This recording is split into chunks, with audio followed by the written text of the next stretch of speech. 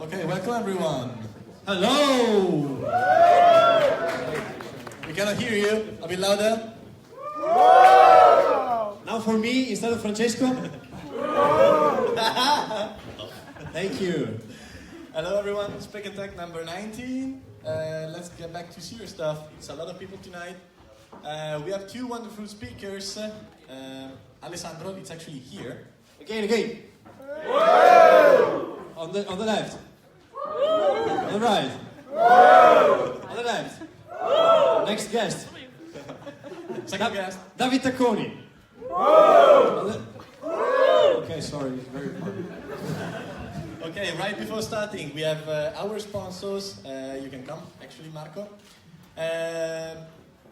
As you know, Speck&Tech is an association. We are not profit. We get only the funding from you, the donations that you give at the entrance. But in the past few times, we actually had very expensive beers to pay. Did you enjoy the beers up to now? Yeah. Like beer at the Bosco. Okay, for the beers, yeah. Okay, actually, these beers are super expensive, and we will go back to that later. Yeah, I know. But we need to say it again. Yeah. These beers are super expensive, so Francesco is paying for them, so not true. I actually pay for them. Yeah. To pay for them, we actually have the support of a wonderful sponsor tonight. And Marco will tell you more of what he's doing, his startup, STARFINDER.it, and his project. So, the word to him, actually in Italian, so mostly for Italian speakers. Who's not Italian here tonight? Ok, sorry guys. Mostly Italian speakers. Bene, ben trovati a tutti, vi rubo solo 2 minuti per... Più vicino? Per presentarvi questa idea. Starfinder è, diciamo, nella sua veste così burocratica, è in realtà un'agenzia per il lavoro, per cui fa ricerca e selezione di personale, ma è verticalizzata, si distingue un po' dalle solite, diciamo, agenzie per il lavoro, perché è verticalizzata sul mondo dell'IT, dell'information technology, e lo fa in un modo particolare, come vedete dalla home page probabilmente si intuisce. Diciamo, 2 sono i mondi che Starfinder porta avanti. La prima, che è quella di cui vorrei in modo particolare parlarvi questa sera, che è diciamo il mondo dei techs, come li chiamiamo, cioè persone che lavorano, operano, si divertono nell'ambito dell'information technology.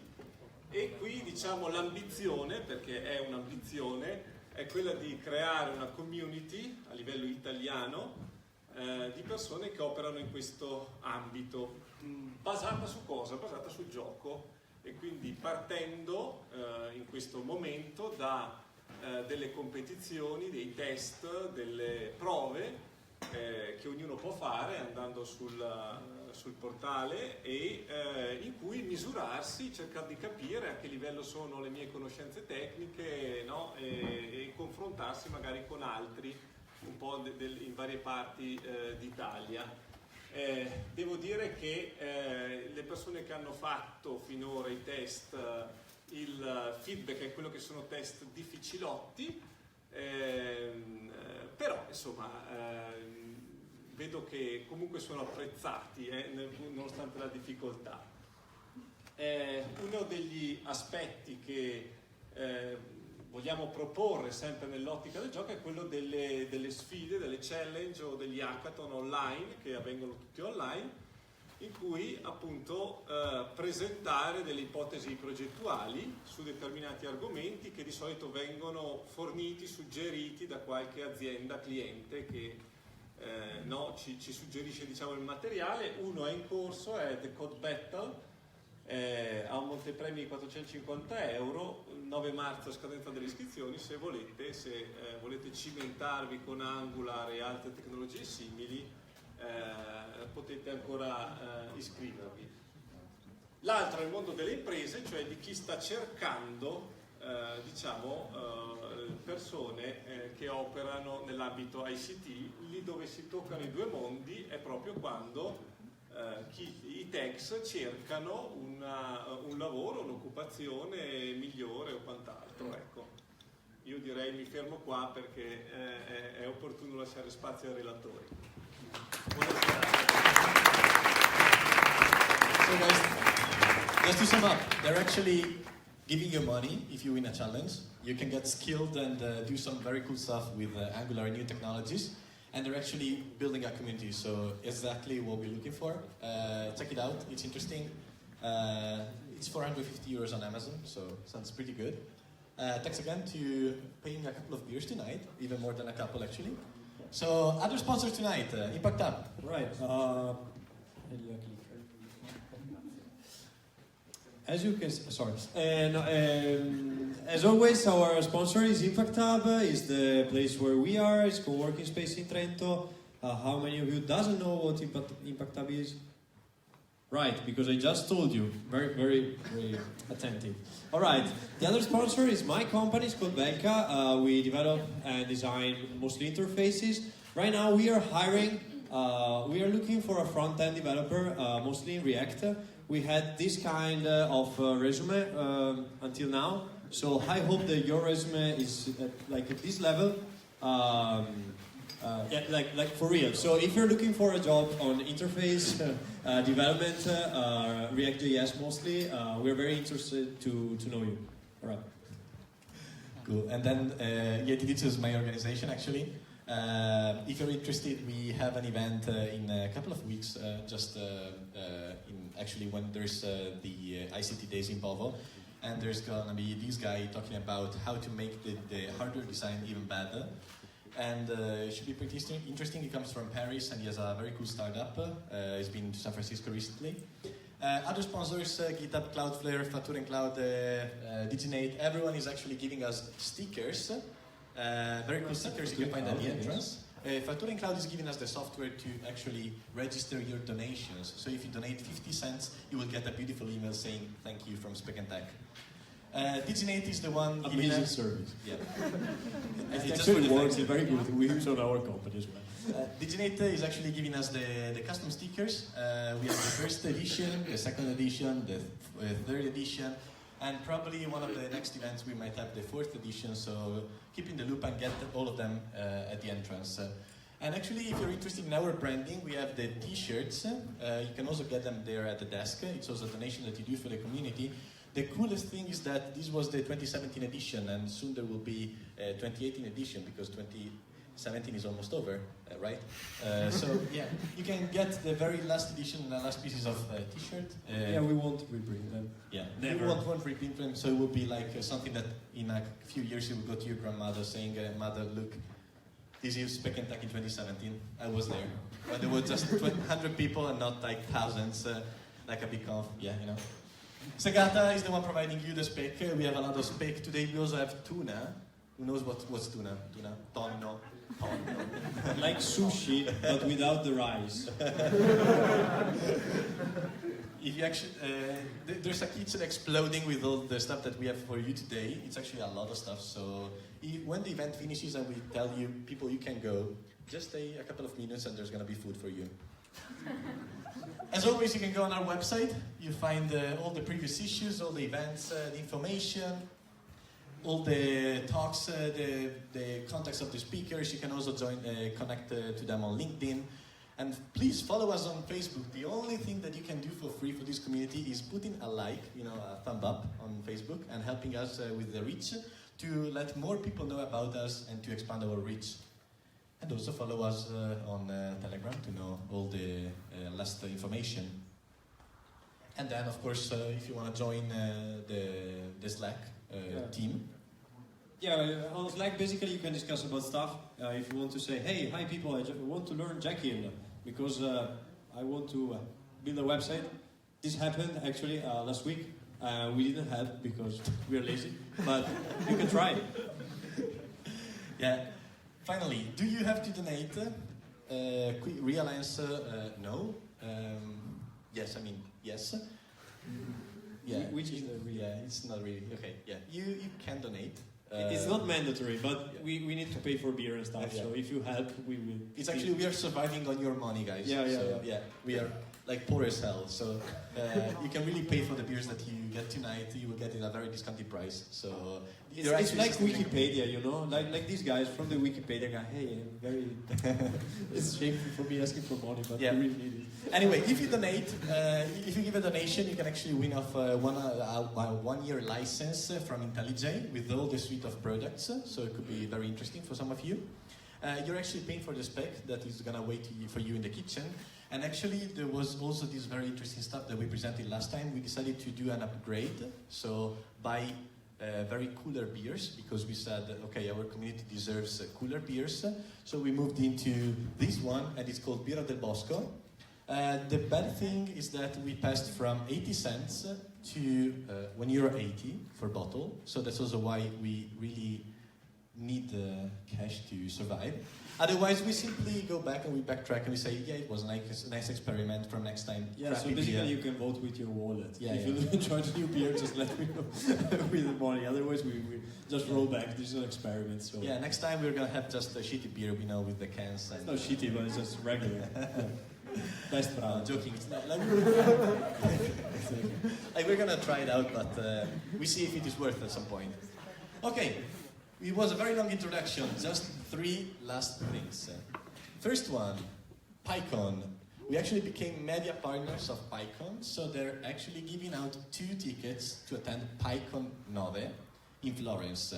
It's the biggest event in Italy about Python, from the Python community, so you should be definitely interested if you like that programming language. Or the snake. Or yeah, exactly. How you actually can win one of those 2 tickets, you just simply show us your love. Nothing. Yeah, I tried, you know. Okay, this is what we ask for showing your love. We have people taking selfies of their fabulous Speck&Tech t-shirts all around the world. This was in Germany. There was at the Code Motion in Milan. This was in Africa. And this was in Trento, Rovereto. Yes. So actually, what we are asking you is be creative. Take a picture with the wonderful Speck&Tech t-shirt, or if you don't have a Speck&Tech t-shirt, you don't want to buy it because you're poor, you can do something more creative and say, I still deserve the fucking prize. So yeah, just try that. Just be creative. We accept submission without the t-shirt. Just to show us your love. But you have to be your very logo. creative. Yeah, there's actually a lot of stickers right there at the entrance, so you can also get some stickers and say, okay, I'm gonna make something very cool with this, even though you don't have the t-shirt. But we have a lot of t-shirts. As you see, Michele is showing us the t-shirt. Michele, the beautiful, handsome guy there, which is single. Din, din, din. Okay, this was announcement number 1, but we have 2 even more, and even cooler. And I would like you to ask for some Okay. Actually, we already have the two next events, and the first one is going to be in just 2 weeks, and it's going to be your next job. If you already check on Eventbrite on the Speck&Tech profile, it's already there. We already have the speakers, we already have the company. It's going to be a very cool event, different from other times, because we are going to have only 1 talk from a guy from Stack Overflow and now working at TopTel. And then a Royal Rumble with all the tech companies in Trentino battling for who's gonna be the coolest one here at Speck&Tech, sort of like. The second event is gonna be on the 12th of April. We told you a couple of weeks ago to put that into your calendar. And it's gonna be even more special because it's gonna be in the center, in the city center of Trento, in the Piazza Duomo Square. Okay? There's going to be the Smart City Week, those days from 12th to 15th, and the coolest night of the whole event is going to be ours, sort of. So just check it out. Like every night, yeah, do an event. Yeah. So check it out. 12th of April is going to be Speck&Tech night in Piazza Duomo, something very special. Yeah, so please be careful. Don't come here, because otherwise there's... You might find Speck still. Yeah, maybe you find me. You will probably find me, yeah. Okay, it was a long introduction. Who's bored of us? We're not that boring. Thank you for... Thank you. Cool. Okay. Speck&Tech number 19, our first speaker. Here it is. Big applause!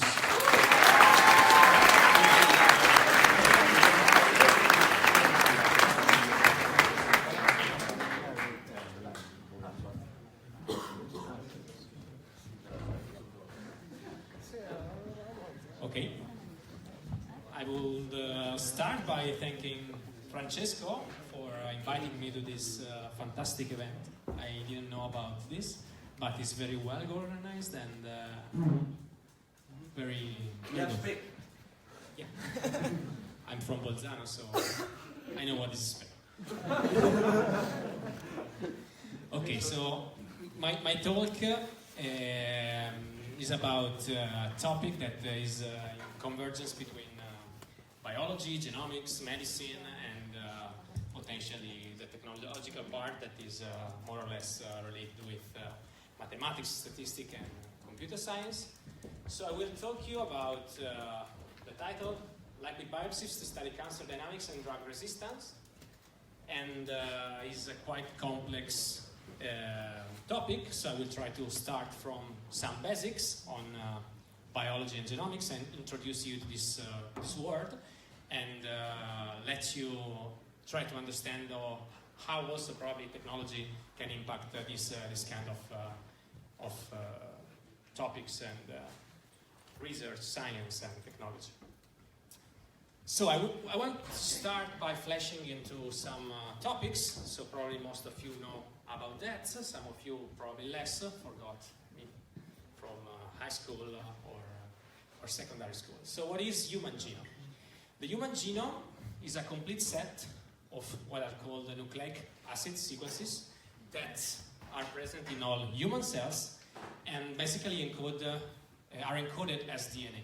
So in human cells we have 23 chromosomes, 22 are called autosomal, and we have one chromosome that is the sex chromosomes. They are diploid, they are inherited part from your mother and part from your father, and this collection of DNA organized in chromosome is called the human genome. The human genome is quite complex because, as you probably remember, is a filament of bases that, if you remember, are called ACGT, so they are nucleobases and the nucleotides, and this is a molecule that basically defines all the genetic information of all living systems. These filaments are complementary and creates a kind of structure, so they wrap up in a helix that is organized in the chromosomes in a very complex way and in a very three-dimensional structures that in the end is packed into what we call the chromosomes. So it has very strong physical properties and is very complex.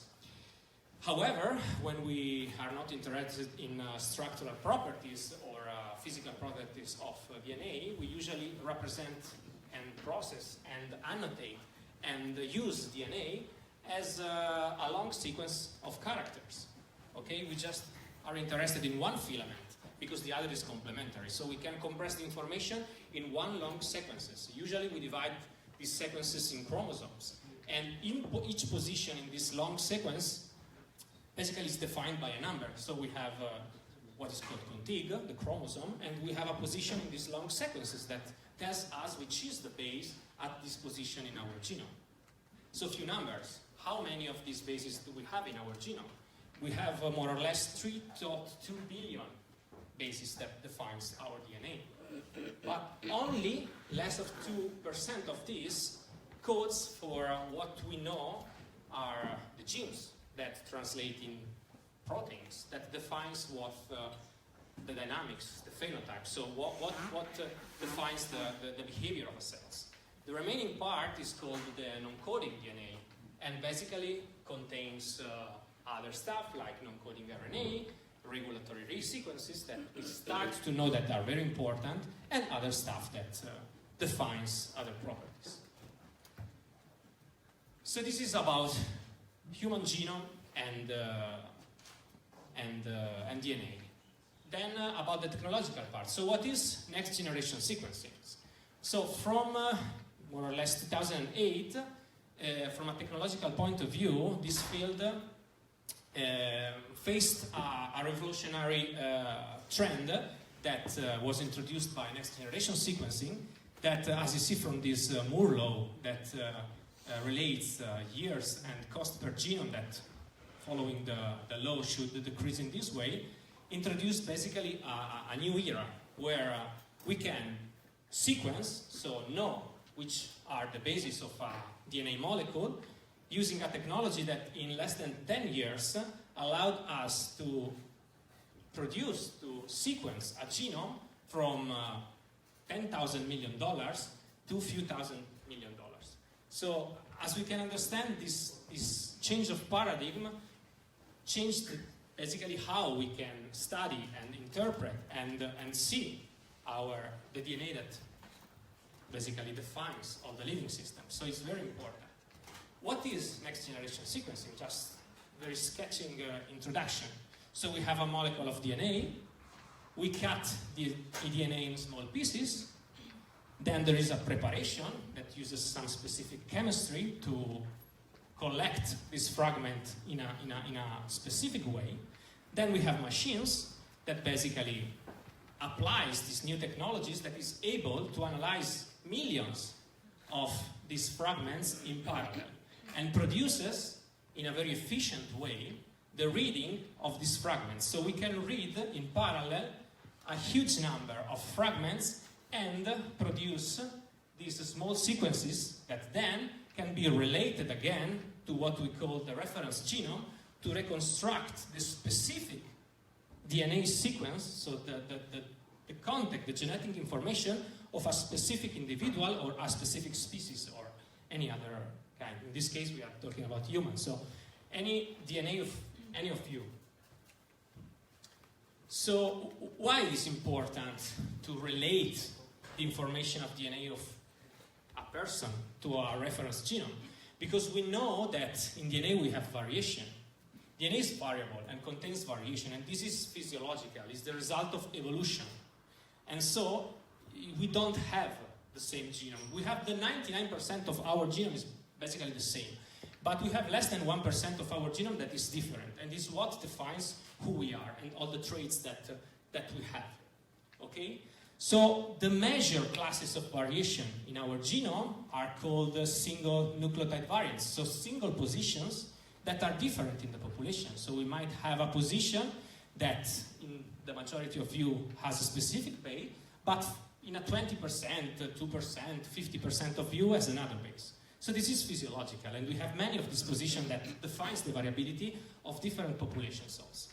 And then we have also copy numbers. So these are regions in chromosomes that in normal chromosomes are present in one copy, but one of you might have two copies.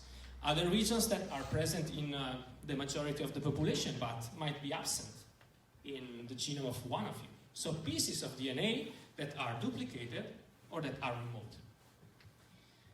These physiological variations are called germline because are present in the germ lines, so the cells that are from your parents and creates you, basically what you inherit. And if these variations are common in the population, so are present in more than 1% of the populations, they are called polymorphism. Instead, if they are present in a small fraction of population, they are called mutation. And sometimes these are at the basis of, for example, rare diseases or Mendelian diseases. Okay? What we are interested here in this talk are what we call somatic variations, because are mutations present in the somatic lines. So cells that are after the germ lines. And why these are important? Because they are the main actors of cancer. So what is cancer? Cancer is a disease where abnormal cells divide without control. So most cancer start or initiate are triggered by these somatic variations. So variations that we accumulate during life and that alter functions of genes that translate in function of proteins, for example, oncogenes that are genes that control the division of cells. And when we alter this mechanism, we can sometimes produce or trigger this disease. So cancer can be understood as a disease that starts in somewhere in your body. So we say a primary cancer, a primary tumors that arises in, depending on the type. We have carcinoma, lymphoma, leukemia, sarcomas. So it's a mutation that triggers an abnormal division of cells in some specific organ of your body. But the main problem of many cancer is that they can invade the tissues around the primary tumors, or even, in many cancers, they can spread in the body, generating metastases. So when this happens, we have cancer that are at a very late stage, and these are quite uncontrollable. So usually they are not curable. And this is a problem. So it's the main problem of cancer, that it can spread. And it can spread with what? Using the bloodstream. So cells reach the bloodstream and they start to navigate your body. And depending on where they decide to stop, they create these metastases.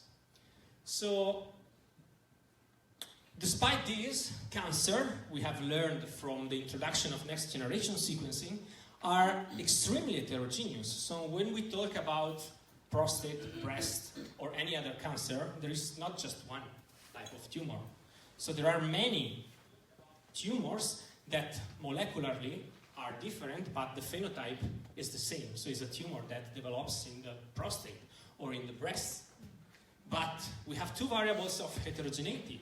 We have what we call interpatient heterogeneity, which means that different patient carries different types of variation, of mutations, somatic variations in the cancer cells. And then we have what we call intrapatient heterogeneity, which means that the primary and different metastases can carry different mutations, okay? So it's extremely complex because we can have different patients that have the same cancer phenotype, but they have different mutations that might be mutually exclusive. So one is present in one and one in the other, so completely different. And also metastases that originate maybe from this can evolve and accumulate new mutations, or new clones can appear. So heterogeneity is something we learned from the next generation sequencing, and is something that is very important and complex. Moreover, here we have another variable that creates even more complication, that is the clonality of mutations. So we might have a tumor, and some cells of the tumor all carry one mutation, for example, mutation 3 colored in blue, but subpart of this population started to accumulate a new mutation, the green one. So only a subset of the cancer cells have the green mutation. In this case, we call clonal mutations that are potentially driver mutations, so the one that trigger the tumor and are present in all tumor cells. And then we have some other mutations that accumulate during tumor evolution. So what is tumor evolution? So each tumor is different, each type of cancer is different, and when we reach the late stage of tumors, the course of the disease is different. To make you an example, which is the tumor that I've studied more in the last years, so prostate cancer, we can say that prostate cancer is a common cancer because it impacts or is diagnosed in more than 1 million. We have more than 1 million cases worldwide. And it's strongly heritable. So the heritable component is one of the highest among the common cancers, so 57%. And what happens? When cancer reaches the metastatic state, so start to have metastasis, we have a first-line treatment, which is called androgen deprivation therapy, which is basically a chemical castration. We decrease the level of hormones in the prostate cells. And most of patients respond. They start a period, a state that is called castrate-resistant prostate cancer, where we can try different treatments, but each treatment has effect in a range of time that after a while becomes less effective. And so people start to progress, symptoms start to reappear, and basically we have to change treatment. But we are in a phase where it's not curable anymore. So what we can do is prolong life, or basically improve the quality of life, okay? So it is clear that when we are talking about this stage of disease, we have important things to study still. So what happens there? Why we try treatments and again the cancer reappears? And so how can we study this? So is there a way in which we can study the evolution and which are the mechanisms that create this resistance to all the drugs and all the treatments? So the potential idea is to sample all the metastases in this progression and see what happens, how they change when I give a treatment, how they change, which are the mutations that are introduced or that change that makes a tumor resistant to a drug, okay? But this sampling is quite difficult, it's challenging, because if we want to take a biopsy of a tumor inside the body of a patient that is in a late stage cancer, this is painful, we cannot do that, okay? So we can collect sometimes some biopsies, but a systematic collection of this is quite impossible. So, and also, this might not reflect the real heterogeneity of a tumor, because if we collect only some metastases, we don't know if there is any other metastasis that has another characteristic that is indeed the one that is resistant to the treatment, okay? So, an alternative that we are trying, the research community is trying, and the clinic is starting to implement, are what we call liquid biopsies. Liquid biopsies is a blood test, okay? So a simple blood test, where we extract the plasma, and from the plasma we extract the DNA that is floating in the bloodstream.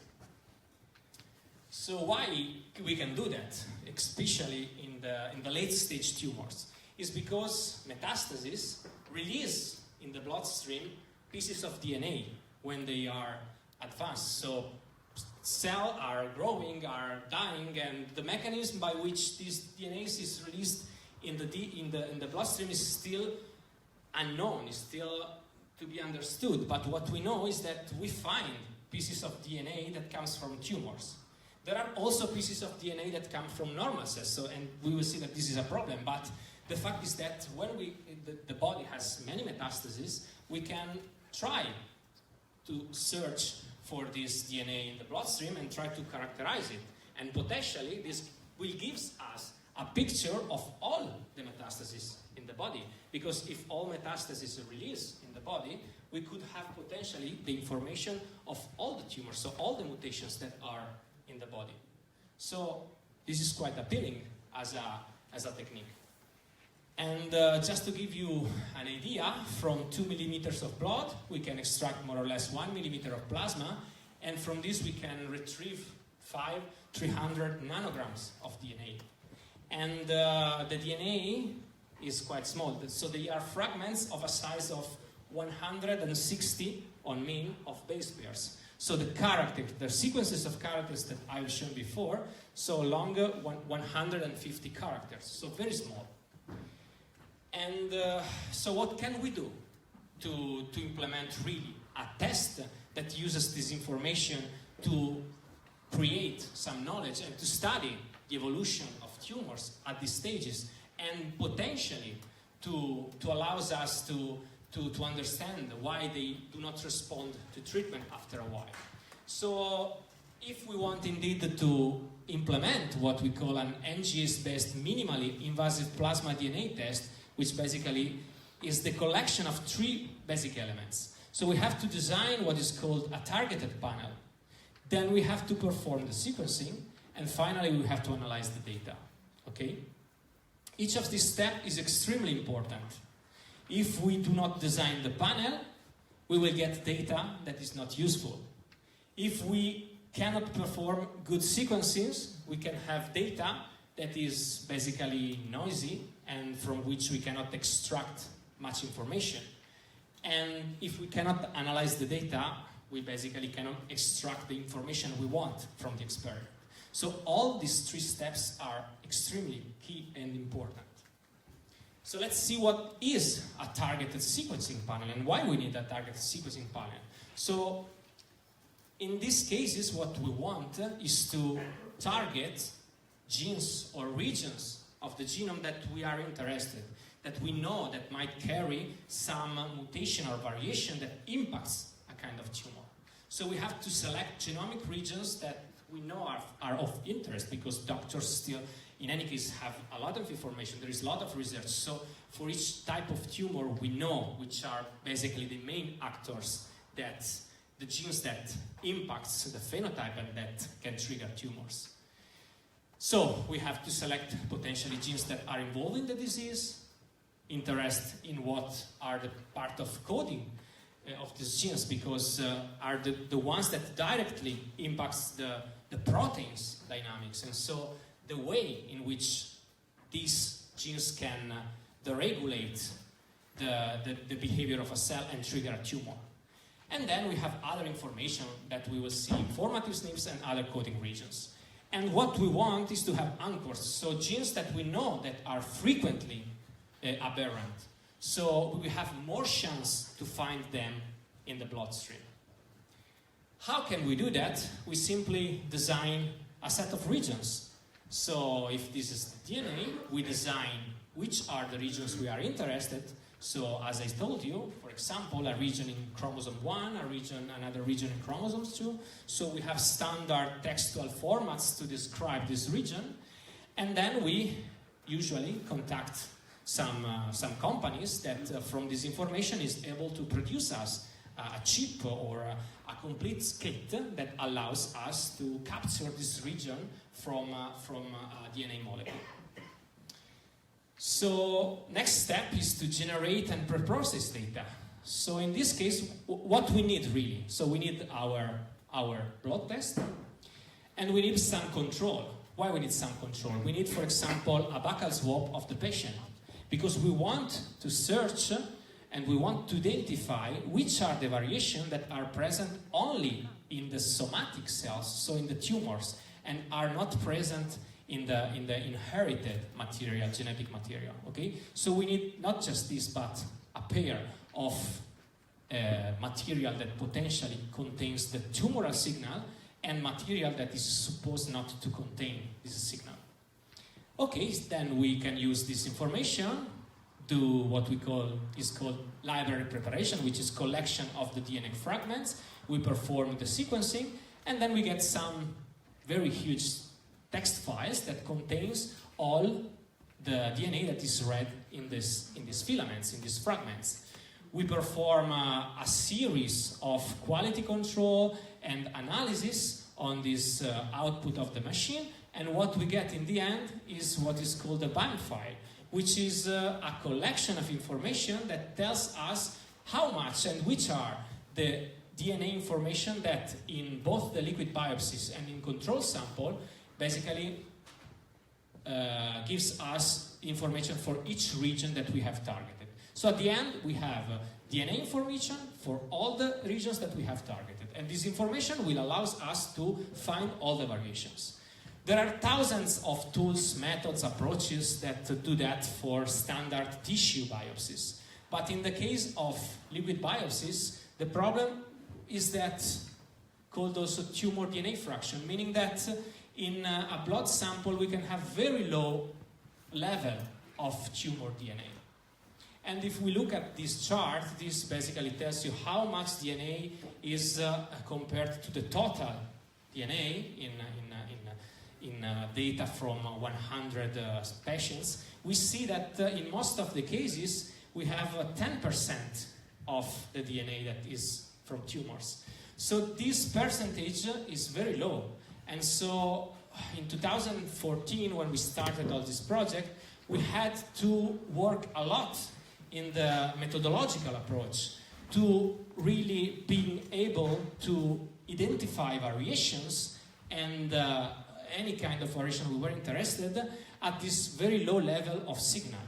And we implemented many methods that use the same approach behind, which is we learn from basic errors of the machine. So we analyze control samples, we learn which is the basic errors on machine. And using this learning approach, we can then tune and refine and understand better with a higher sensitivity and specificity which are the variations also at very low levels of signal. So, important step, we had to perform and to implement new methods to face this problem. Another problem is that we can have different total circulating DNA that has basically different fractions. So we can have a different fraction of tumor signal at the same level of total DNA. So understanding which is the tumor fraction is very important, and here a simple example. Okay, we have a patient and we have 3 samples in time of the same patient, and for example we say, okay, we are observing a variation, and we say that only in 10% in the sample 1, sample 2 and sample 3, 5% of the material we have, we observe this mutation. So we see a decreasing pattern. So we say maybe this patient is on treatment and we know that the treatment is working. But this percentage, if they are not related with the real fraction of tumor that we have in the cells, are meaningless. Because once we have this information and we can normalize this data with the real fraction of tumors, a 10% in a fraction 1 and a 10% in a fraction of 0.2 are completely different information. So at the end, we can basically misinterpret a behavior that tells us that the treatment is working with a real behavior that tells us that indeed the tumor is progressing. So understanding which is the amount of tumor is important. How can we do that? We have developed advanced methods that use specific properties of the genome to capture that behavior. This is a simple example. So we have a region in the genome, and we know that in some position that are called SNPs, single nucleotide polymorphism, the allele that we get from the father or from the mother have different bases, okay? And in a next generation sequencing experiment, if we have the information of fragments that relate to this region, we know that both should be represented more or less equally with some noise, okay? So we have information that should represent both one allele and the other. But if we have a deletion in that region, only one of these information is represented, okay? So we lose an information, and we can use this difference to infer how much tumor do we have in the bloodstream. And to make this very short, if we assume that we expect, as I told you here, that both are represented, and potentially in a situation where we miss this region, only one is represented, we can do what we call in the field signal deconvolution. And so we can interpret the real distribution of this signal in a signal that tells us the percentage of the cells that have this deletion and the percentage of the cells that, or the material, the DNA, that has not this. And using this information, we can say, okay, we do have some percentage of tumor content, and we can relate different aberrations in different locations to say that one is clonal or is present in all tumor cells, and one other is instead present in a subset of the cells. So this information is extremely important because we have shown that high tumor content relates with survival and the treatment response. This is a typical survival curve that tells us the cumulative survival time of patients that have some characteristic or another. In this case, the level of tumor content in their plasma samples. And we see that on mean, people having low tumor content live more in weeks than people having much more tumor content. So is itself what we call a biomarker, because it's an information that we can use to say something about the survival of these people. Clearly, analyzing this scenario is very complex because we can have many different metastases releasing in different ways, and each metastasis can have different subpopulation. So it's very complex. And what we can do in this case is, for example, understand the dynamics of tumors by analyzing the clonality patterns. So I say to you, mutations that are present in all tumor cells, some others that are present in a subset of tumors, and by looking in different genomic regions across time, which of these are always clonal or change from clonal to subclonal, we can basically understand if and how many clones or metastases are around, if they are responding in the same way to the treatment. In this example, for example, we have two different genomic regions that on treatment with some specific drug show completely different behavior. One mutation is appearing. One mutation in a region is appearing. One mutation in another region is disappearing. So this means what? That there are at least two different metastases that on treatment behave in a different way. Okay? So potentially our treatment is targeting only one of these, but the other is growing, so it's not enough. Okay? Overall, what we can do with these methods is to create what we call a temporal map. So basically, to collect all the information of all this variation across times, cross this information with information on the treatments and on clinical variable that each patient is following, and we can try to study some pattern that is emerging, to understand if there is something that relates, for example, with drug resistance. And using this technique, we were able, for example, to identify some mutations in some gene that in prostate cancer is extremely important because it's the one that is modulating the hormones, so it's the one that uses the hormone to make the prostate survive, grow, and develop. Some mutations that are present in this gene are related with progression. What does it mean? That when we start, basically we have information from many patients, we start a treatment and we follow the patients during the treatment, and what we observe that this mutation, if present at the beginning, it remains during all the treatment, and if not present, in some patient it emerges, but it never disappears. So what does it mean? That might be related with progression, and so can generate resistance to the treatment. And since we can find this mutation already before the patient shows clinically some symptoms that tells us that it's progressing, so the treatment is not working anymore, we can use also this as biomarkers. So once we detect the mutation in the bloodstream, we can say, okay, it's time to change treatment, or we should combine this with another treatment to target not only this, but also the clones that is emerging with the new mutation.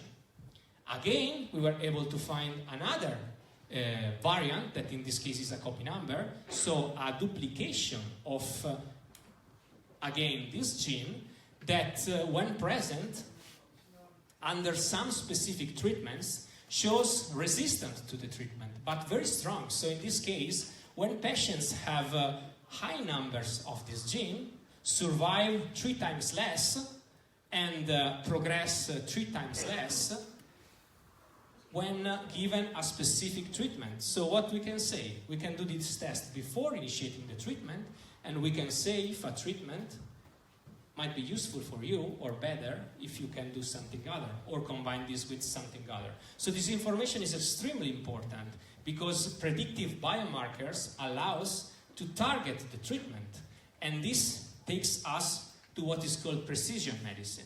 So meaning that we can learn which is the specific treatment, and we can learn this potentially through a methodology that is based on liquid biopsies. So we have patients, we follow the patients, we can analyze this sample each 1, 2, 3 weeks, and depending on how they, on the analysis and what we find in this analysis, we can understand if the patient is basically responding to the treatment. And if we see something that we know is related with progression, doctors can decide potentially in this paradigm to change the treatments.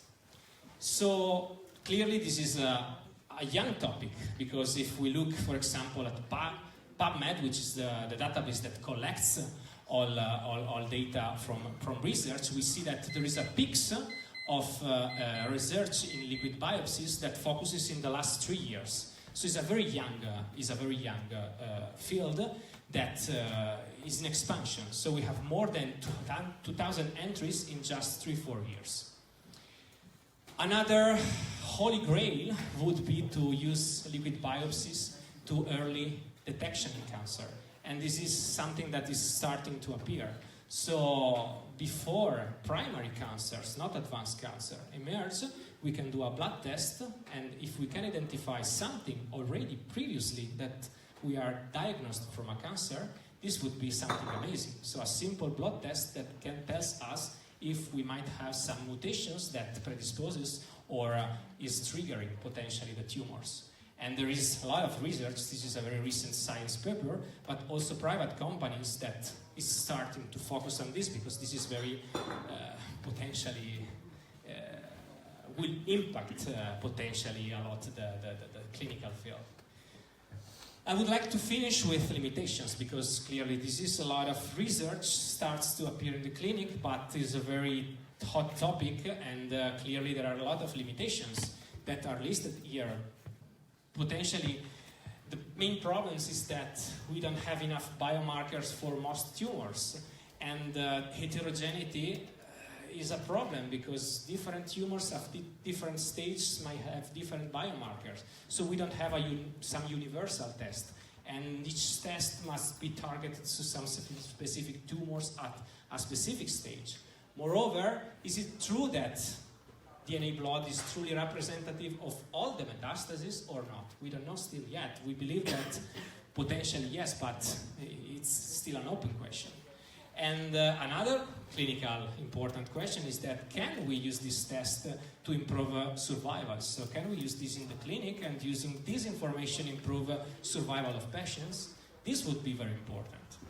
And finally, still we have technological and methodological limitations that basically limit the precision and the recalls of these methods that we are using, both at the technological level, where still platforms have error rates that impacts the analysis, and from a methodological point of view, where new methods, new idea, new people are needed to face these new kind of problems that are very complex and are at the edge of different fields.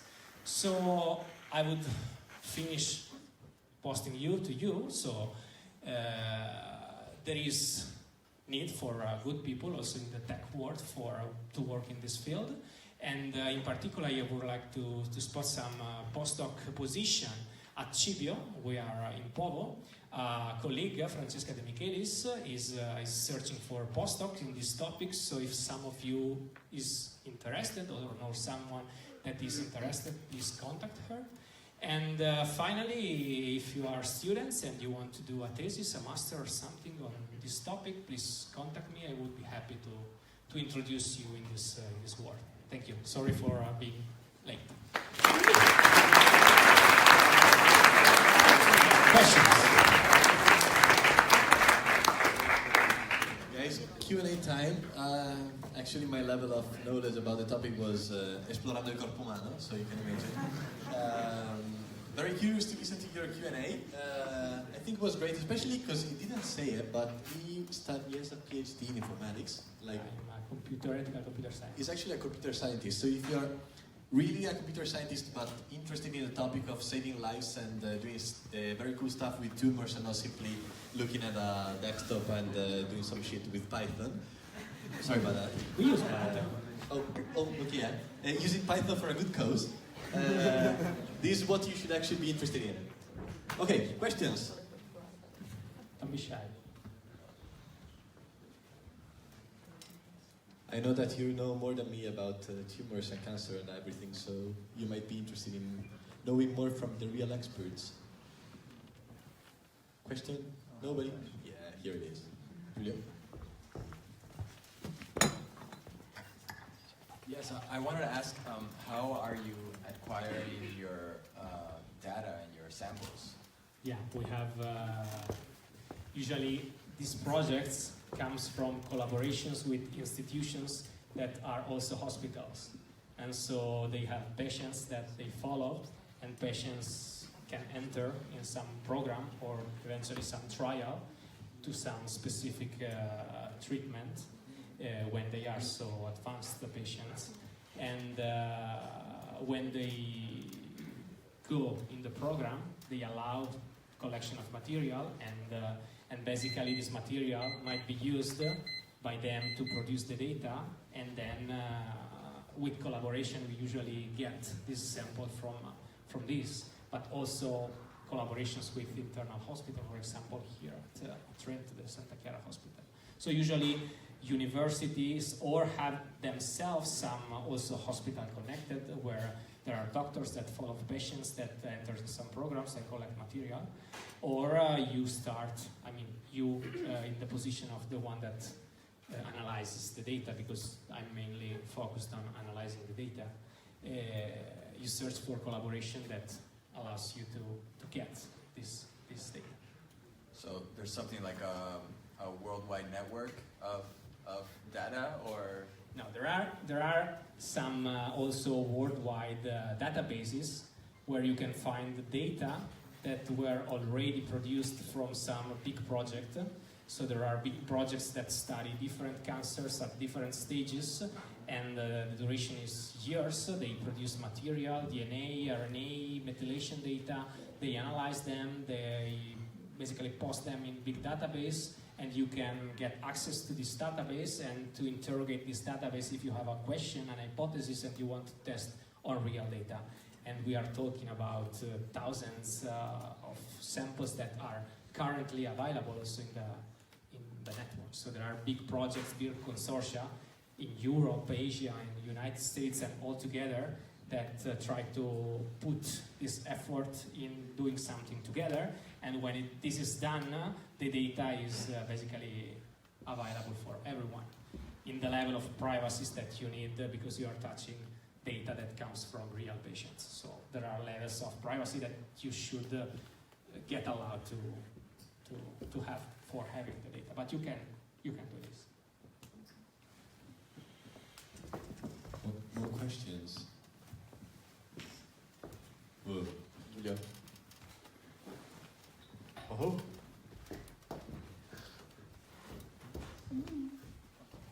Okay, so the DNA is floating in the DNA coming from the cancer is floating in the blood, but how it can survive without being attacked in the blood? The problem is that when in advanced tumors you expect to have a lot of load of this DNA in the blood, and so there are different techniques that tries to use material from different that is in the bloodstream in different forms. This approach is based on the floating material that is, as you said, exposed to different attacks. So also the quality is might impact than what you see and how much you see.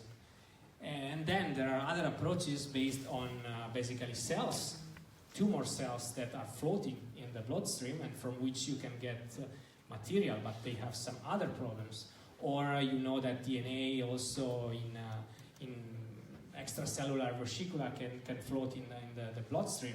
And there are other techniques that are trying, but this is very advanced research still, that try to extract basically from all the sources that you find in the bloodstream the best material you can. And this is probably related with some cases in which we have patients with very strong pathological clinical conditions, but if you look in the blood you find nothing. So basically maybe material that was degraded, or for some reason is not released, or for some other reasons is of very bad quality. Okay. Last very quick question. Okay, here it is. It was quick. I have two questions. At the beginning you said that the DNA is split into many parts and they are processed in parallel. Okay. And at the end, can you reconstruct the order of the whole sequence, or it doesn't matter? Yeah. You can use the output of this machine can be used in two ways. To reassemble the genome, so you can use these fragments to reassemble a genome, and this is usually done for unknown species. So if you have a species that you don't know the sequence, you try to use the material to construct the overall sequence. In these cases, it's called resequencing, basically. Is more simple the way in which you use the data, because the reference, so the sequence of the DNA of human was already decoded, and we know you find online, which is the consensus sequence of humans that was derived from a large population. And when you get this information, it's basically you do something that is called align. You take your species and you find the best place in the reference genome where this species is, with clearly algorithms and methods that do that for you.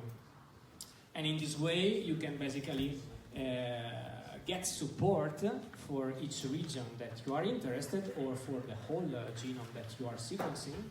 And in this way, you can spot the differences, the variations inside. But clearly, the information can be used itself to reconstruct the genome. Okay. Mm-hmm. And second question: does the DNA code changes during the life? Sorry. Does the DNA code changes during the life? Yeah, this is a level of mosaicism that is present. Some mutations, clearly environment also impacts DNA. And some mutation, as I told you, may appear, but might be completely not dangerous, because they are present in some region of the genome that is not so important. And some other fall in regions, for example, that code for a protein, and maybe this mutation changes the structure of the protein, and this results in a dramatic change that potentially may drive or trigger a tumor. But there are clearly mutations that accumulate in life that might also be not dangerous. Yeah. Thank you. Okay. All right. Thank you very much. Another big applause. Super interesting. Probably one of the best we have. I have just a couple of things to say.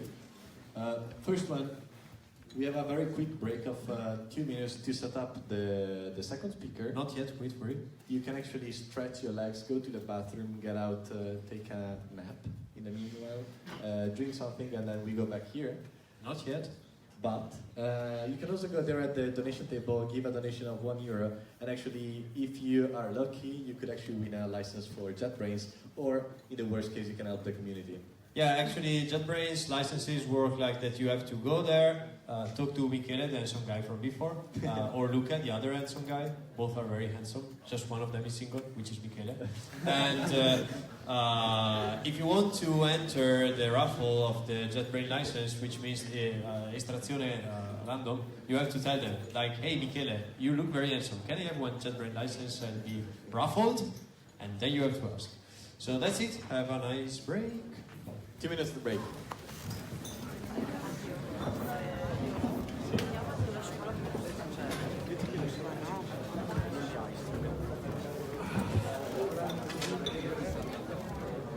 No, mi dava più fastidio sta cosa che ti Ah, poi sì, è ben Madonna,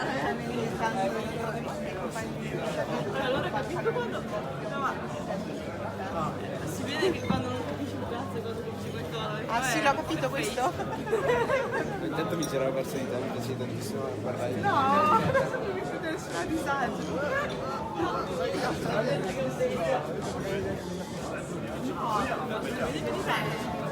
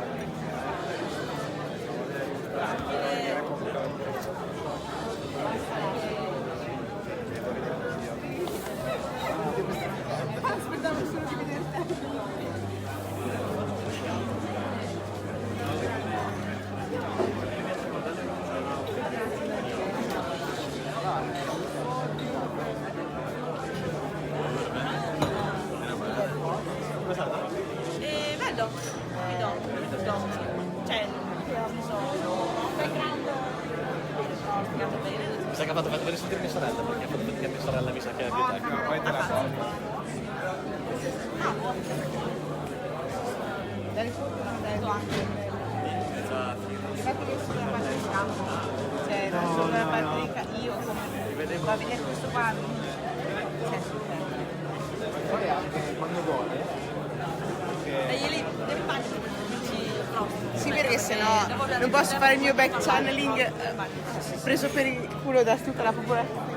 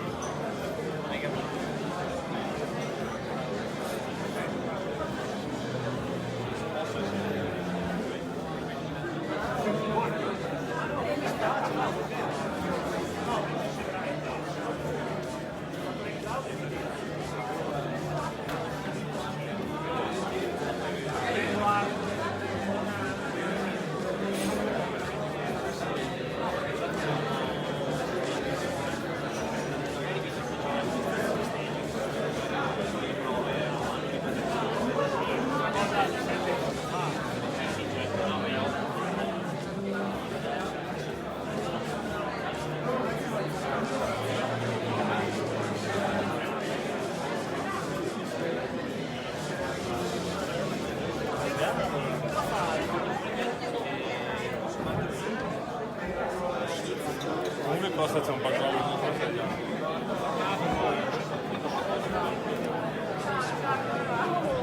la vendetta.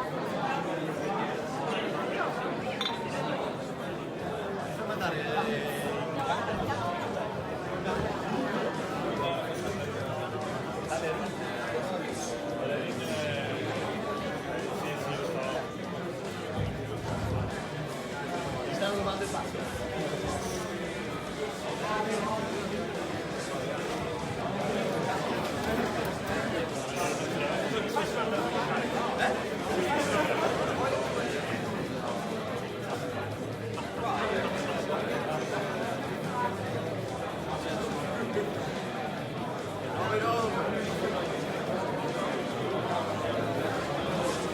Poi farmi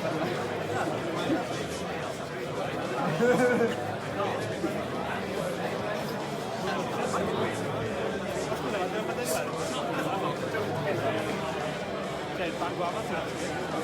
No, perché altrimenti portare in giro una lastra di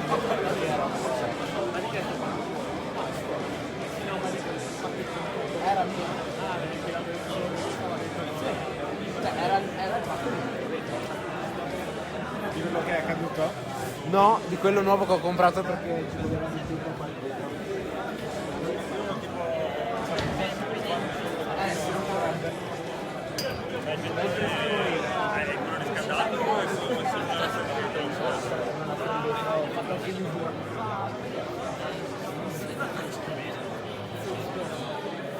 Sei avanti allo streaming?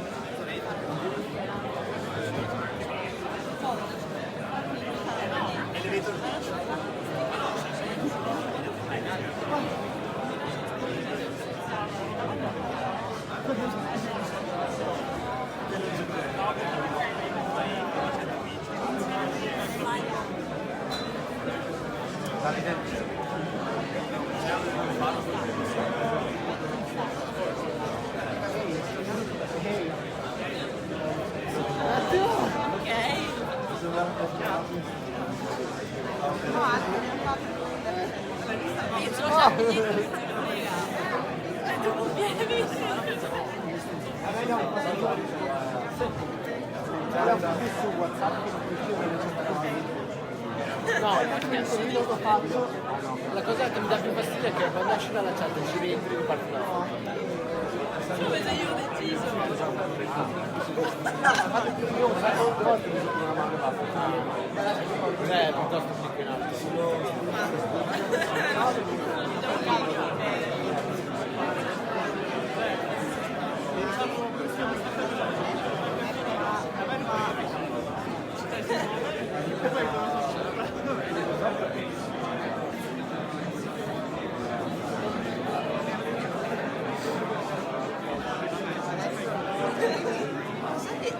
tipo fatto film. Sì, infatti, sono vaga.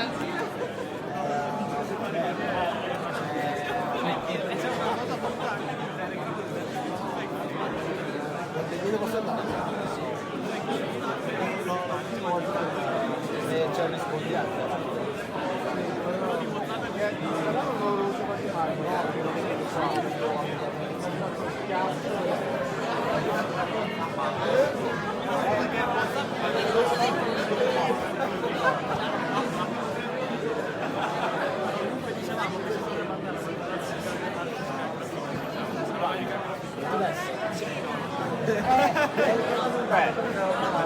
come ci arriviamo?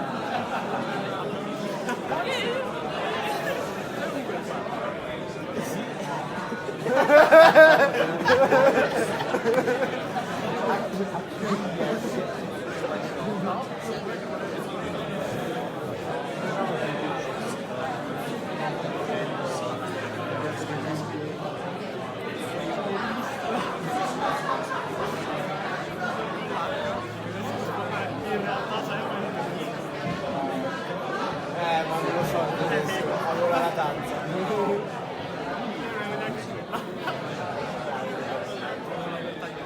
Beh, non è imparato.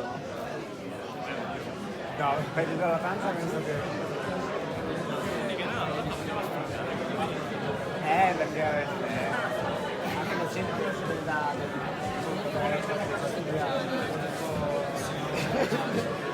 lui faceva fare record, no?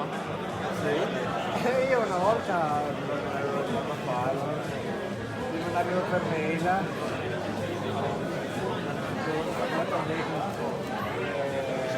error qualcosa, touch, un po' di cavolate, alla lezione. No, non ti provo a rimandarlo, vabbè, il punto uno. Blocco note, caratteri a caso, salva proprio punto word.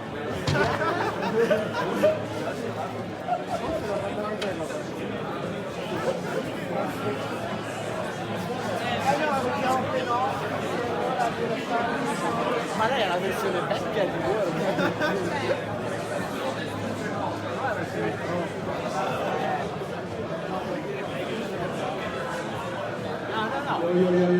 People, Speck&Tech is now resuming. Please take your seat. Remember, don't drink and speak. Please move back a couple of seconds and we start again. We're having a crazy cool talk.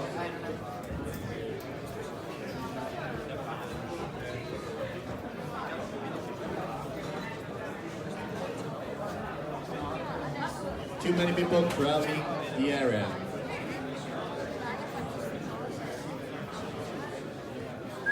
We are now Pietro, resuming Speck&Tech. Pietro, move your ass.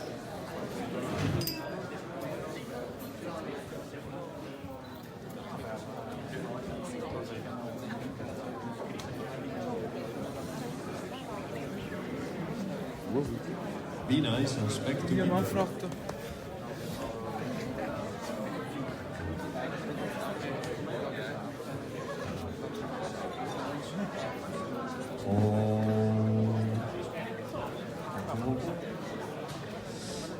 If you want to, there are a couple of seats there, actually 3 seats there. If you're very uncomfortable, there is space. Okay, very people, comfortable. everyone back. Shut up with this chit-chatting. Alright, so next guest is David TACCONI. I'm very happy to present him. We did a little bit of design work with his company, which is very cool, and located in Trento, which is the reason why it's cool, like other Trento's companies, not mentioning us, but obviously mentioning us. And so he's gonna introduce his journey as an entrepreneur and the product that they developed. And so a big applause for warming the audience, and warm welcome to David.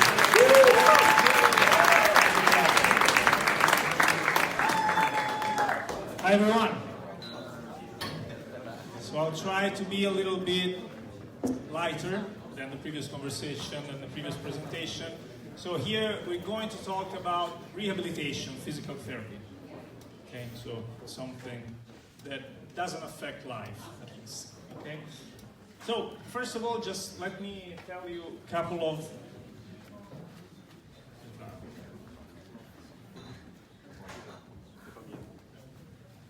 things about myself. So I'm pretty busy. As you can see, I have my job with co-rehab. We started 5 years ago with this company. Now we are 10 people working together. We have, as I'll show you later, we have more than 200 products around the world. I have 3 kids to take care of, but in the spare time, I love to go on the mountains, I love to go biking. Sometimes I do a little bit of triathlon, and this is all part of the company's culture. All of the people in the company are sport people or developers. These two things cannot work together. But that's what I try to do. So who has never needed a physical therapist? Some of you have gone into physical therapy. None of you, I don't believe that. Your mother, your father. Okay. How is that? Shit. One word. Shit. Shit. Okay, other word? Expensive. Good. Not in Trento, usually they pass through everything. Twice, okay? So what happened? Who said expensive? You. You. What did you have? Knee problems. General, ACL? From skiing. I don't remember the name. The name of the ACL rupture, maybe? Did you have a surgery? No, I don't. No, okay. Lucky man. I did. So, physical therapy, it's all about going into rehabilitation, being followed by a physical therapist, and at a certain point, it starts about exercising. You have to do a lot of exercise on your own, very boring, very slowly, and you have to do all of them, otherwise you won't recover. So just to give you some numbers, these are the European numbers. ACL, which means the anterior cruciate ligament, the one that happens to a lot of soccer players or skiers, okay? We have around 200,000 every year in Europe, okay? Stroke, you know about stroke in Italian, ictus. In Italy, we have 200,000 stroke a year, and 80% of these people survive the stroke, which means they need to have a lot of physical therapy. And then this is a very important phenomenon, total hip replacement, total knee replacement. Some of your uncles, grandmothers, grandfathers, they have to replace their hip and put an implant, or they have to replace their knee because it hurts. So every year in Europe we have around 1,000 surgeries of total hip replacement and total knee replacement. And all these people have to follow a very specific rehabilitation path. Not to mention lower back problem. You know that 80% of the people in this room, as everywhere else, have lower back problem. Just because most of the time we do what we are not meant to be. We sit on a chair. Okay? And that comes the developers. So, this is really hurting your back. And this means a lot of physical therapy. So just going a little bit on the numbers. In Europe, in US, in Occidental countries, rising of chronic diseases. Last year, there was a statistic in Lombardy region, 1% of the people living there were taking more than 30% of the healthcare expenses. Because these people have chronic diseases, Alzheimer, Parkinson, stroke, and the healthcare system have to take care of them. And this is really a burden on our shoulder, because all the taxes we are paying for healthcare go on the rehabilitation, on the taking care of these people, which is good, because we live in a society where we can take care of elderly, but at the same time, you understand that with the aging of population, you know that Italy is becoming the oldest country in the world right now. We have one of the lowest birth rate, exactly, 1.36. I have 3, so I'm from the average. But in general, it's a real problem because we have much less people to pay taxes and to pay the healthcare system that is taking care of the elderly. Okay, and then everyone is really feeling the need of an effective healthcare. If you remember your grandparents or your grandparents, if you're young enough, they didn't care, right? If they had a problem, they could survive. Right now, no one can survive with a little problem, with a little pain. Everyone goes under physical therapy. Everyone wants to have a bed in the hospital to take care of this problem. And everyone thinks that his problem is the most important one. So this is not sustainable anymore. And all these things together, European community says, not me, is leading to e-health, okay? Electronic health. Means that we have to digitalize the way we take care of healthcare. Otherwise, the whole system will shut down. The Italian healthcare system, as it is, will survive till 2025. No more, okay? I don't want to scare you, but it's a matter of fact, okay? But fortunately, we have a lot of, very powerful and committed politicians that will take care of that. Okay, so what happened to me? I was playing soccer before, and unfortunately, the only thing that I collected during my soccer player career was a lot of injuries. ACL, lower back, ankles, wrists, everything. So, summing up all the rehabilitation time that I spent into physical therapy center, I think I spent more than a year together with a physiotherapist, okay? That's a lot of time. And I had a lot of time to think about how to improve physical therapy.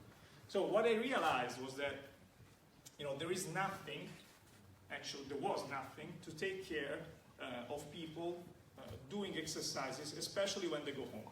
So, for instance, here in Trentino, which is a very lucky region for this purpose, if you have an ACL surgery, the healthcare system take care of you and they provide you 2 months of physical therapy. So you just pay a ticket, 33 euros, and you can have 1 month of physical therapy 3 times a week. So you have your physical therapist taking care of you, you go there, and then after 2 months they say, okay, now you can almost walk, you go home, and you do these exercises, otherwise you won't recover as you were before.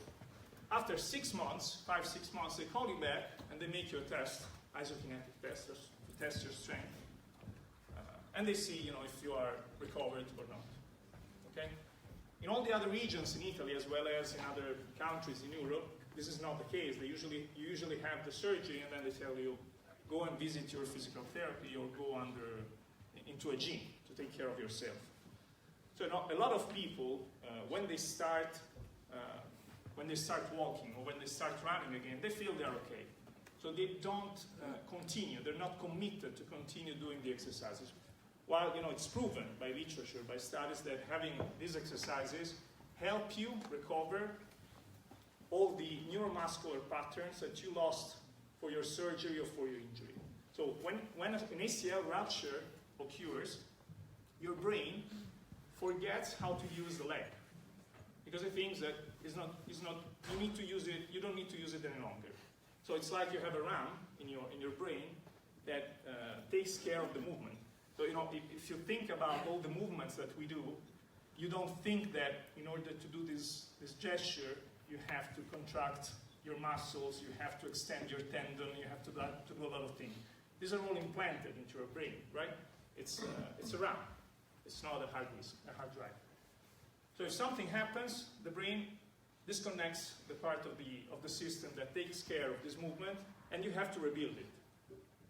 So what happens, the typical example is that if you feel pain, and let's say you had a surgery or an injury at your shoulder, and you start moving your shoulder in a bad way, okay? So with your right hand, you grab something in a proper way. With your left hand, with your left shoulder, you start grabbing things like that, okay? After a while that you do this movement, your brain thinks that this is the right movement. So you see a lot of people that do that with the right shoulder and do that with the left. Okay? Or if you have a problem at your knee, you see people working asymmetrically. Okay? So this is really what happens when something hurts or when something breaks. So, I realized that. I had, unfortunately, a lot of examples and a lot of experience to realize that. And I started doing core rehab. So what is core rehab? I'm going to show you a little bit of example, just a second. Oh yeah, you can disconnect. So quickly, I thought, and we thought, about something that could help people doing exercises, these boring exercises that could reconnect the neuromuscular pattern, that could recreate the neuromuscular pattern in a better way, maybe in a funny way. Okay? I hope that everything is still connected. So what we do is that when I have to do this movement, which is a hip abduction, I just move my hand, my leg, and I enter into the rings. No cameras, okay? So here, my physiotherapist has assigned me a hip abduction exercise. And what I have to do is to stay inside the ring and take all the rings, collect as many points as I can. And as long as I perform the movement, I'm doing the proper exercise. More than that, if I do something wrong, like bending with my trunk, the software tells me, and as soon as I re-put myself in the right way, it moves again. Okay? And here, for instance, again, I had 3 repetitions to do at 30 degrees. Range of motion degrees are really important. And this is what I have to do, okay? Question. How did I do that? How was the system capable to detect my movements? Accelerometer? Do you have a sensor? Where? I think under your jeans and Yeah. Yeah, very simply, now. These were the sensors I was using. And I have other 2 sensors on my leg. So these accelerometers, gyroscopes, magnetometers, not rocket science, are capable to detect the movement of my body. What we have done, we have connected these sensors, the movement of these sensors into a game. We have a library of more than 200 exercises through which you can select and create the rehabilitation program of your patient. And then you can simply adjust every exercise to the need of your patient. Okay? So I can go here and select how many repetitions, how many sets, the degree, the range of motion. And this is a way to make personalized rehabilitation. Most of all, what happens here is that I can collect a lot of data. Okay? So anytime a patient does an exercise with our product, we collect data. Okay? This is a report. So what happens at the end of a session? For instance, here, these are sessions. So if I have done an exercise, I can see a report, and I can see all the movement of the patient throughout the exercise. So think about that at home. If I can provide something at home to my patient, I can program a list of exercises, the specific exercises that my patient needs. He does the exercises, and I can see what he did. Okay? So this is precisely what we do at Core Rehab. More than that, we also have a series of assessment, which means evaluations of patient. With these precise sensors, we are capable to measure the range of motion, functional movements, and to make something that is really otherwise in the hands of the physical therapist, of the clinician, in an automatic and repeatable and accurate way. And every time, again, we collect data. Okay?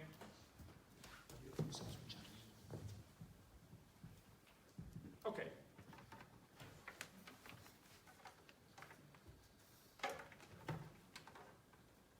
Just a second.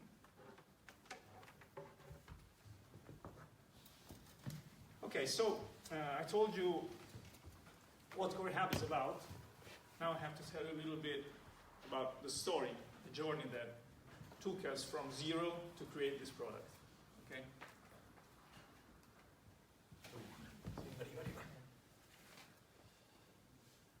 Sorry, guys. Just works. Yes.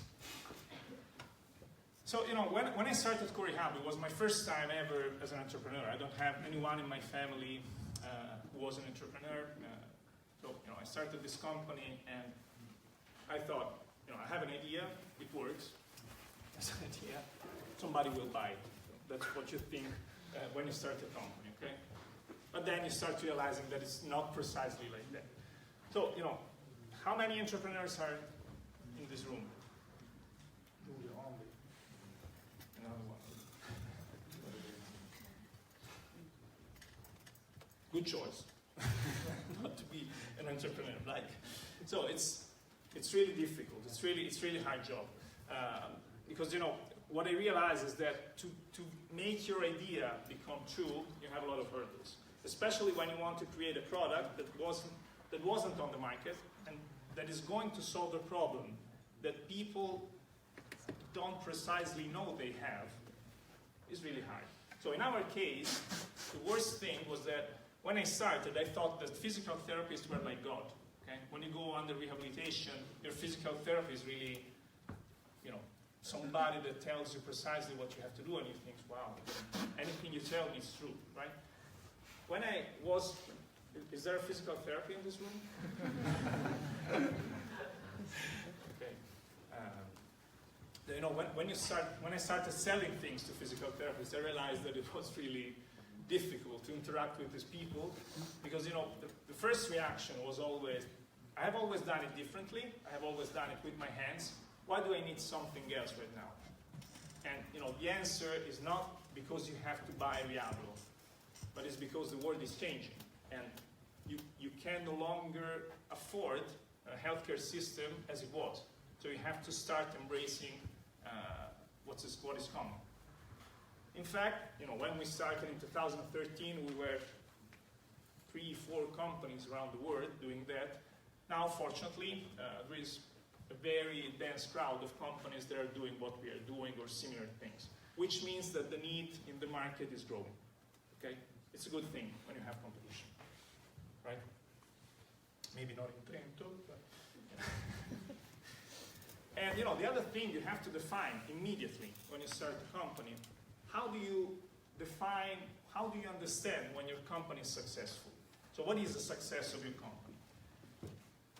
So when I found my first investors, which were local entrepreneurs and other entrepreneurs, especially a guy from the US who joined the company since day zero with a lot of money and dollars, fortunately. Well, yeah, some dollars that helped us developing the product. They asked me, first thing, will you be willing to sell this company one day or not? Or you want to take it forever? And of course, if you answer, no, I want to take it forever, they don't give you money, so you have to answer the right answer, right? But it's a problem when you start doing something that you dream about. If you dream that with your product you can somehow change a part of the world, that you fall in love with your product and you fall in love with the solution that you're providing. But like that, you're not effective any longer.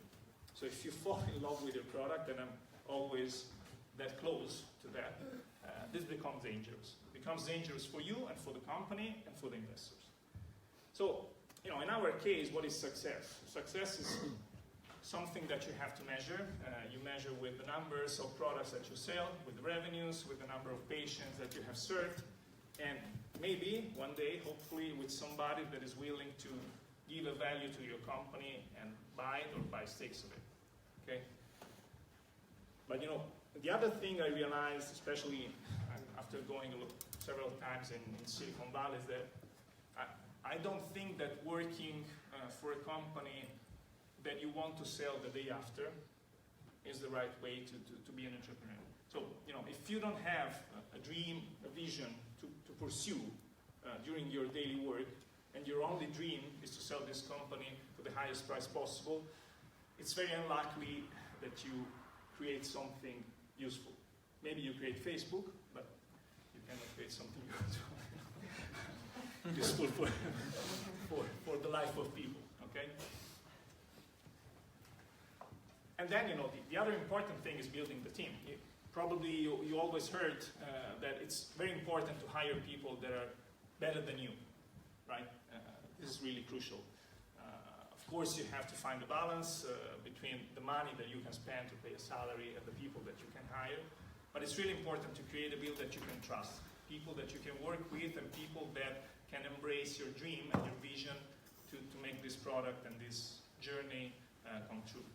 So, that's what we did, and right now we are, again, 10 people.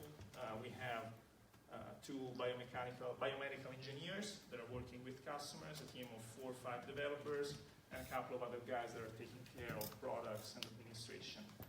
And I just give talks to people, nothing yet.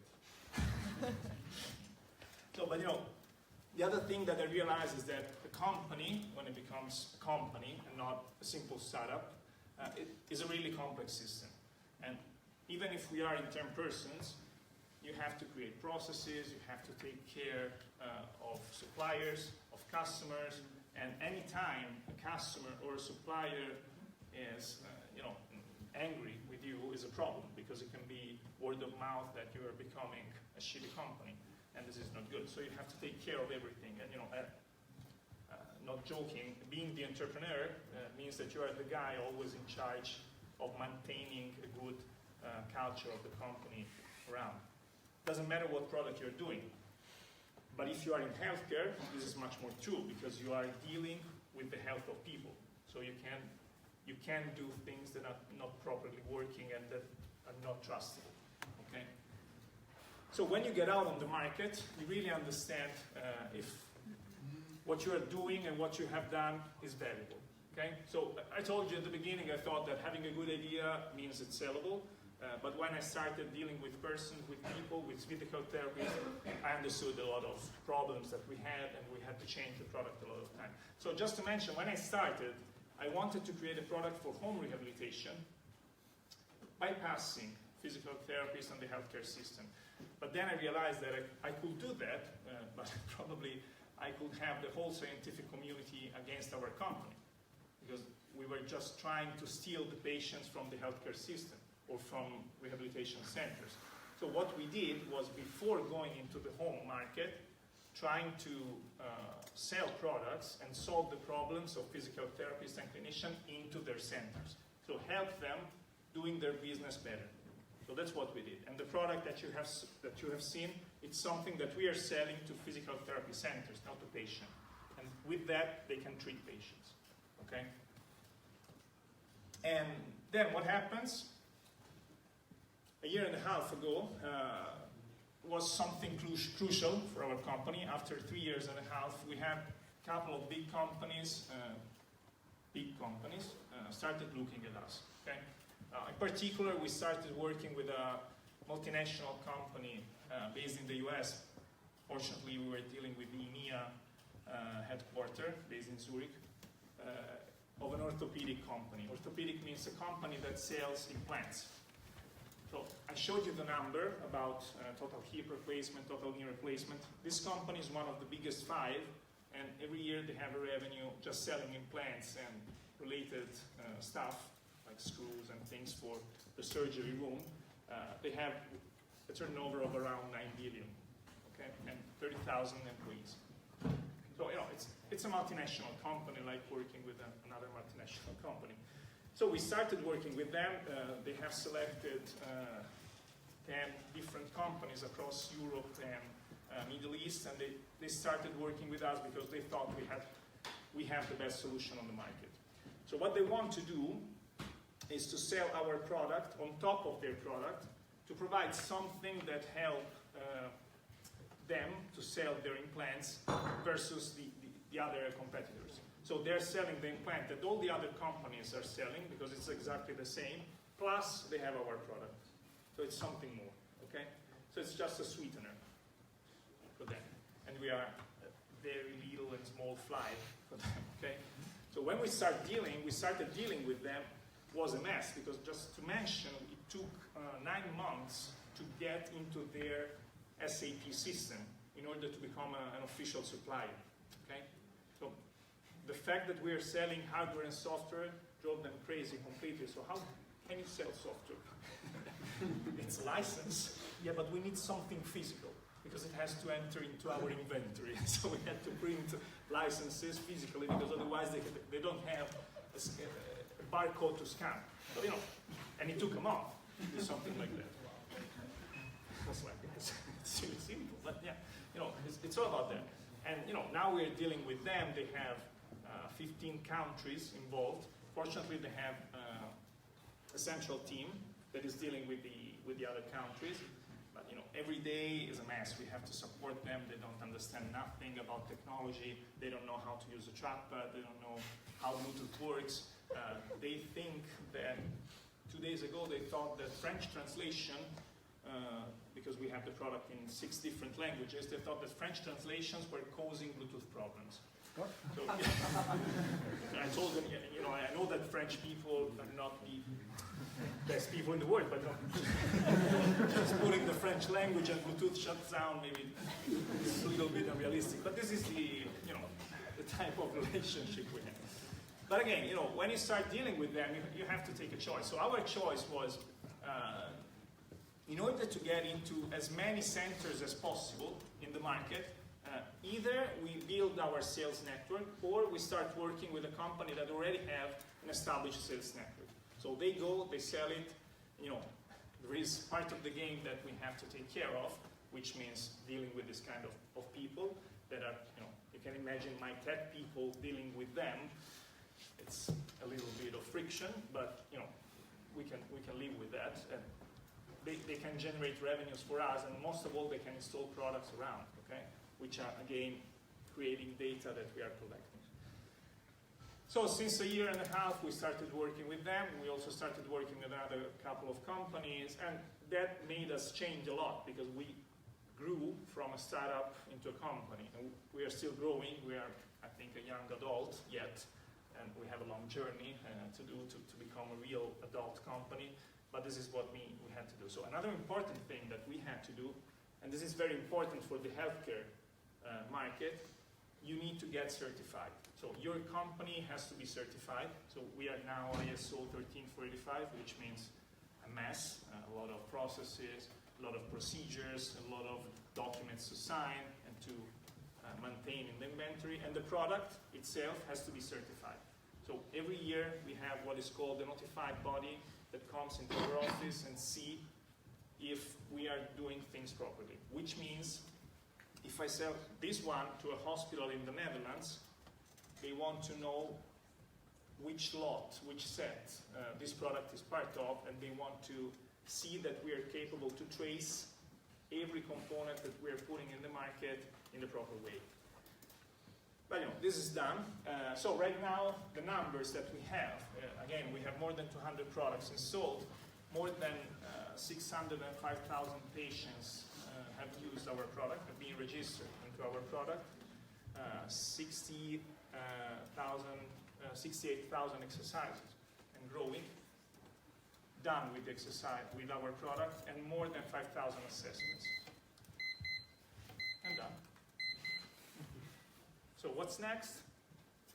As I told you, we have done right now the installations into the centers, and now we are approaching finally my initial dream, my initial vision to go into the home rehabilitation. So finally, we have companies, we have sales partners that are capable to enter the market with something that can be used by patients at home. Okay? So everything starts in the clinic, a couple of days, 3 days in the clinic, then you go home, I give you this device, I rent you, or I suggest you to buy, if we are good enough to make the price low, and they can continue rehabilitation at home. But most of all, what we are doing, if you have understood a little bit, we are capable now to track the exercises. So every exercise that is performed with our product is a way to measure a rehabilitation exercise.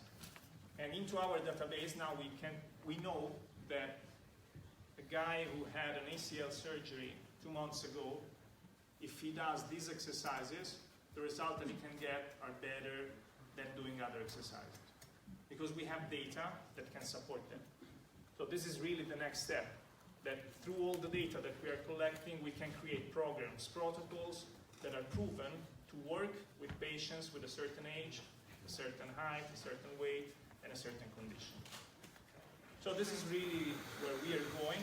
Again, it's a long journey, but this is what we are.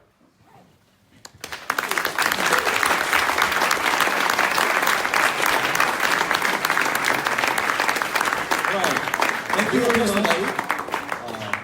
I guess we would have like 100 minutes of questions, but I think we definitely need to keep it short because time for food is here.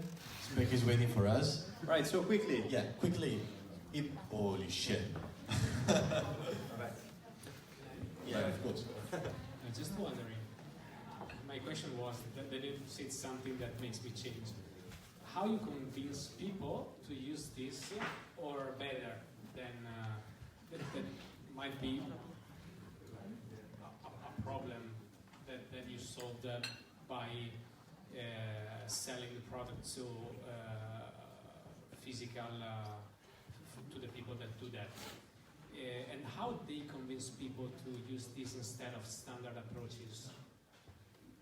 When you say people, you mean physical therapists or patients? How physical therapists convince patients to use this instead of the other on a standard approach? You said that physical therapist people? Yeah. So how they convince? I understand that you said we have data that shows that some protocols works good enough, but are they certifying that they might work at least as good as some standard? So this is really simple. So if they don't use our product, the other card they have to play is you do the exercises in front of the mirror. Oh, no, in front of the mirror, or by yourself. Or we have a lot of competitors that are just providing video-guided exercises at home. So you have a video-guided exercise, and then you say, "I did it." Okay, and you leave it there. So, fortunately, physical therapists and clinicians, they have the power to convince people, because if they tell you take this drug, take this medicine. My question at the beginning was how you convince people. Exactly. So we have to convince physical therapists. So our job, our sales proposition has to be done not toward patients but toward physical therapists. So we have to bring them on our side. This is the hardest part of it. And that's why we are working with sales partners that have brands that are more credible than ours.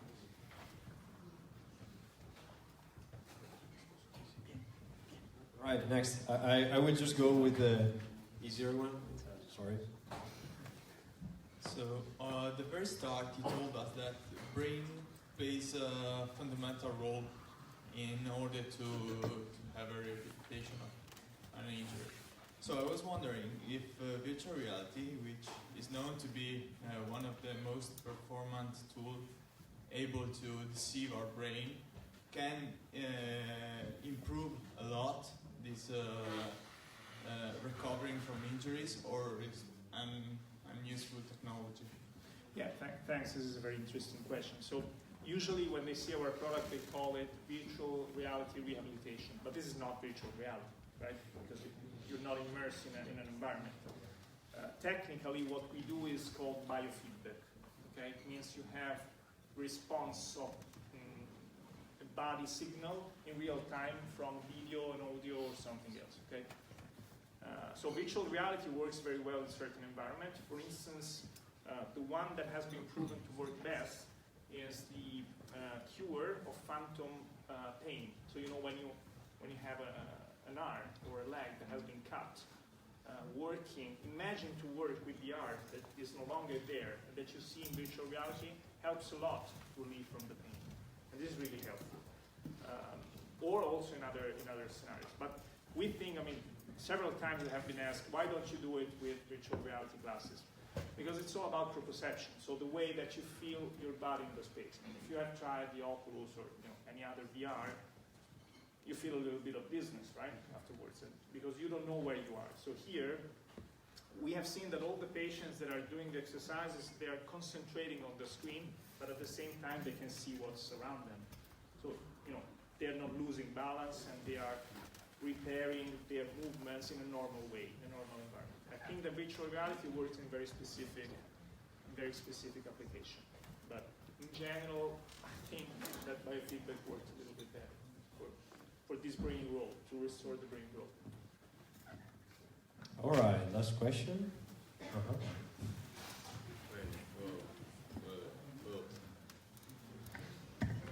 Okay, I see that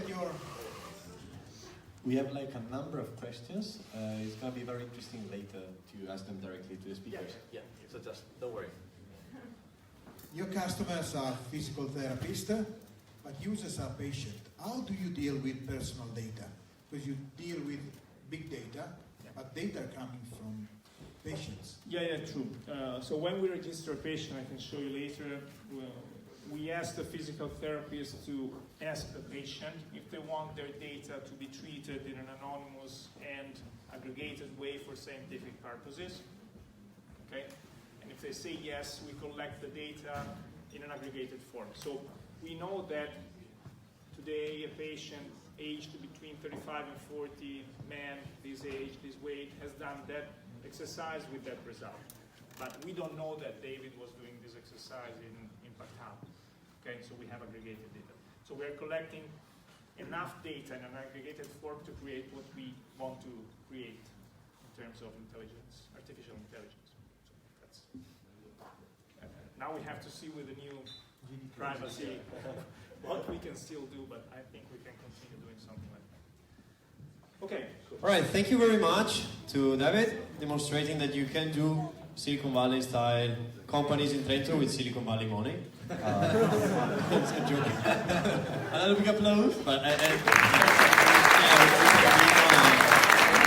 have people and strong ideas even here. Very interesting, very interesting. Really, guys, the most interesting part of Speck&Tech, I mean, the talks were great, but like the most interesting part comes now. So if you have like questions, just come closer to the speakers and ask them, can I work for you? Or like, tell me more about your product and everything like that. Yeah, by the way, David is looking for an Android developer in the next time, because there is a very cool project that Becca can do, because we just signed another huge contract, and he even asked us, and I like heartbroken, telling him like, no, we are not able, I'm very sorry. So if you're looking for an Android developer position right now, this is your moment to talk with David. As well, if you have more questions, he's going to be here for like 30 seconds or so, because he's very tired. But if you're very, very fast, you can talk with him later. Okay, final question, but final thing before wrapping up the night. David's gonna be our valletta. So he's gonna you please help us? We're gonna have like 6 winners winning a free license for 1 year JetBrains suite programs. Blah blah. So yada, yada. just pick it up, yeah. Just. Wasn't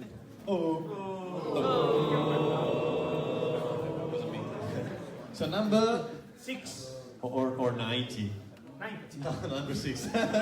Who's got number 6? Number 6. Number 6. 90? Okay, Which is 6 or 90 in English? Yes, it's you. So you just need to go to the credit table over there and you get a 1 year license of JetBrains. Hands on table. Second one. 7. Really?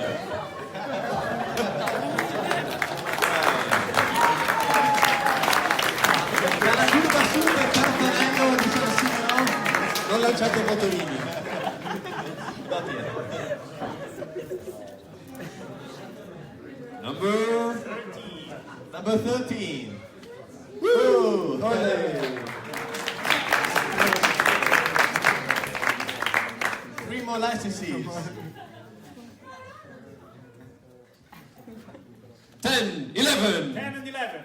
10 and 11. Olé! Cool, you guys. Big applause for them.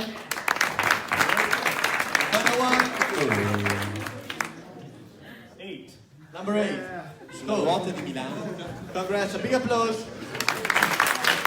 Alright, if you didn't win, you can try the lab next time. I would like you to remember that these guys were people that donated to the community, so it's not like random people that showed up and drink everything they could. Yeah, people who donated and Francesco's friends as well. Final point for the night, guys. Someone who's got a degree here? Degree? A degree? Okay, yeah. Okay, cool. Who's got a diploma? Cool. Generally with the diploma you can vote, so you can actually also help us. So get your chairs. The ones that look similar you can stack one on top of the others. The one who are yellow, you can close them? Yeah, the foldable ones you can actually put them. And we're gonna move with my S, and we're gonna put them here in this area. No, the yellow one, but yeah. Here, also. Please get your chair, you move it here, you stack them, and in the meanwhile we get all the fuckload of stuff that is gonna be in the kitchen for you to eat till midnight. At the same time, please take care, stay very attentive of my phone and my computer as well. Thank you very much!